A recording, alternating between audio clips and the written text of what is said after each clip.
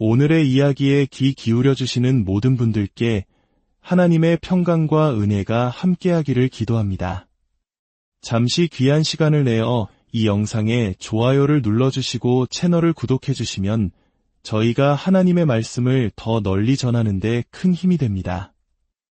여러분의 작은 실천이 누군가에게는 놀라운 축복의 씨앗이 될 수 있습니다.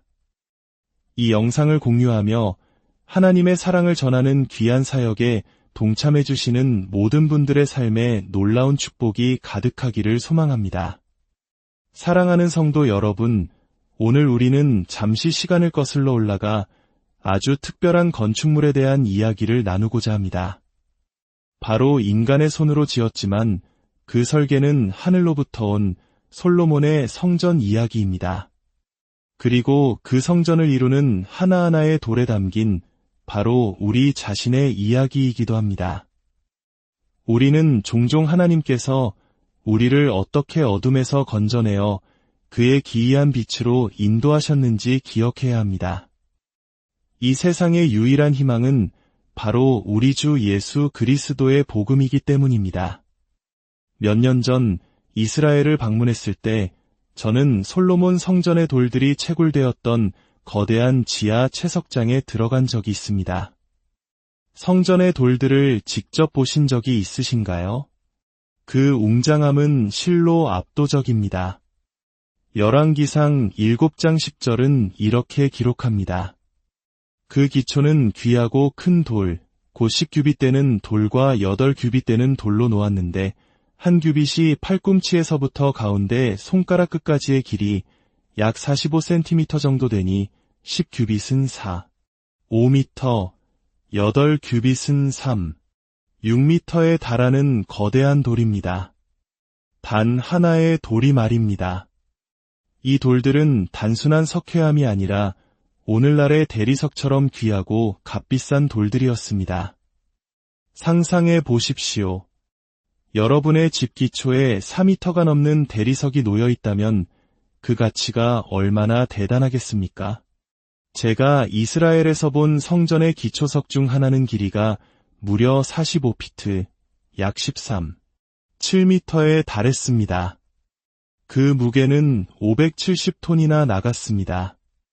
오늘날의 최첨단 건축공학자들조차도 그 시대에 어떻게 그토록 거대한 돌을 옮기고 심지어 종이 한 장 들어갈 틈 없이 완벽하게 쌓아 올렸는지에 대해 여전히 수수께끼로 여기고 있습니다. 이는 인간의 기술을 넘어선 신비로운 경이로움 그 자체입니다. 하지만 이토록 찬란하고 완벽했던 성전은 어떻게 되었을까요? 예수님께서는 올리브산에서 제자들에게 말씀하셨습니다. 너희가 이 모든 것을 보지 못하느냐?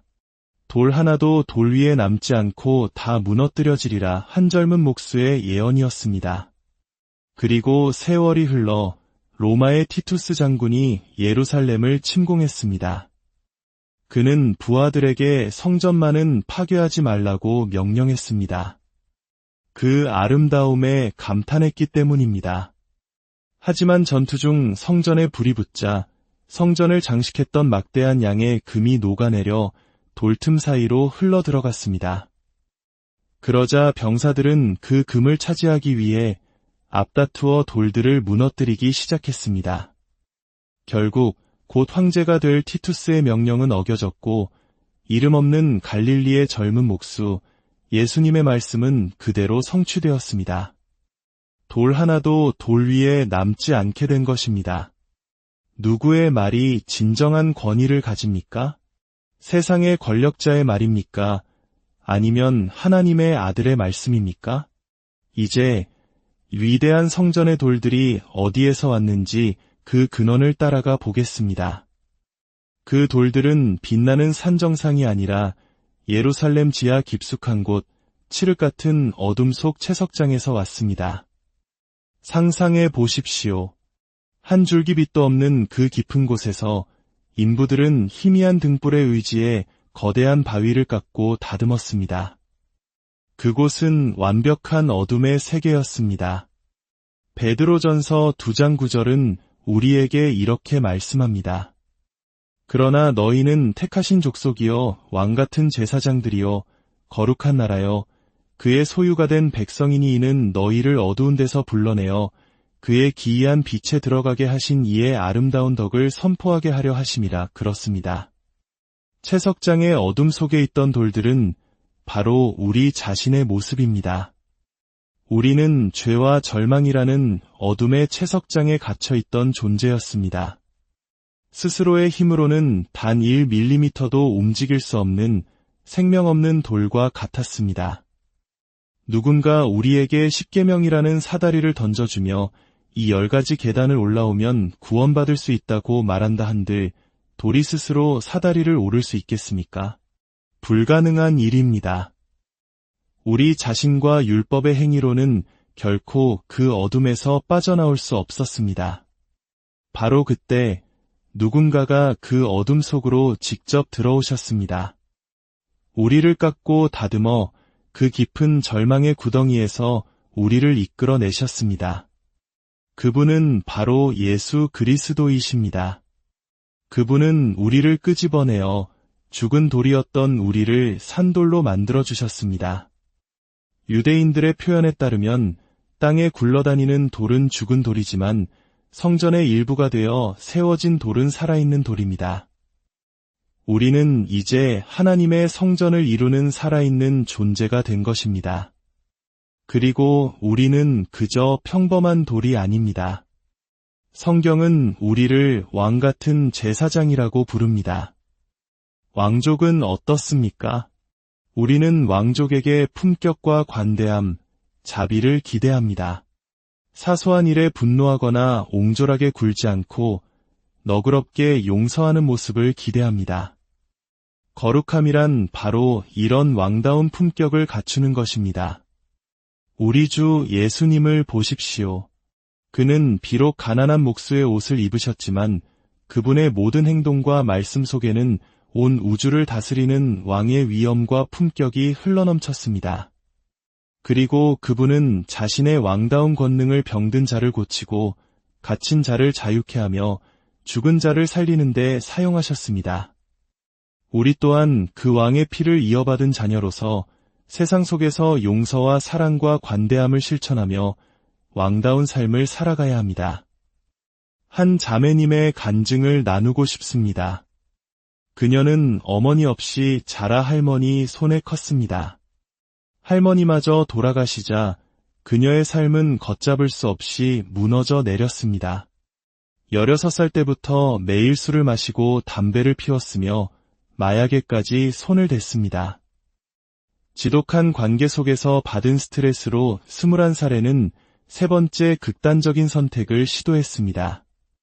병원과 정신병동을 오가던 그 어둡고 흐릿한 시간 속에서 어느 날 그녀는 자신의 방에서 흐느껴 울고 있었습니다. 그때 어디선가 목소리가 들렸습니다. 나는 스스로 있는 자니라. 처음에는 그 의미를 알 수 없었지만 교회에 나가 말씀을 들으면서 깨닫게 되었습니다. 자신이 가장 어둡고 비참했던 순간 하나님은 단 한 번도 자신을 떠나지 않으셨다는 것을, 그 음성은 내가 너의 모든 것이며 너의 구원이며 지금 너와 함께 있다고 말씀하시는 하나님의 음성이었습니다. 한 무신론자가 집에 가드 이즈 노예어 라는 문구를 붙여놓았습니다. 오랜 세월이 흐른 후 글을 막 배우기 시작한 그의 어린 아들이 그 문구를 천천히 또박또박 읽었습니다. God is now. 히어, 아들의 순수한 입을 통해 나온 그 말에 아버지는 큰 충격을 받고 하나님을 믿게 되었다고 합니다. 관점의 작은 변화가 어디에도 없는 신을 지금 여기에 계신 하나님으로 바꾸어 놓은 것입니다. 간증의 주인공이었던 자매님은 이제 23살이 되었습니다. 그녀는 자신을 올가매던 모든 중독과 절망의 사슬에서 완전히 자유로워졌습니다. 하나님께 기도한 후 끊기 불가능해 보였던 담배도 끊게 되었습니다. 하나님은 주기만 하시는 분이 아니라 주실 때 넘치도록 풍성하게 주시는 분임을 그녀는 고백합니다.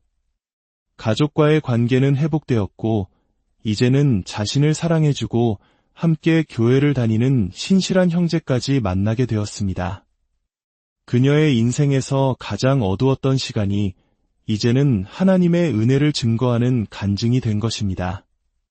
사랑하는 여러분, 이 자매님처럼 우리 모두는 어둠의 채석장에서 건져 올려진 존재들입니다.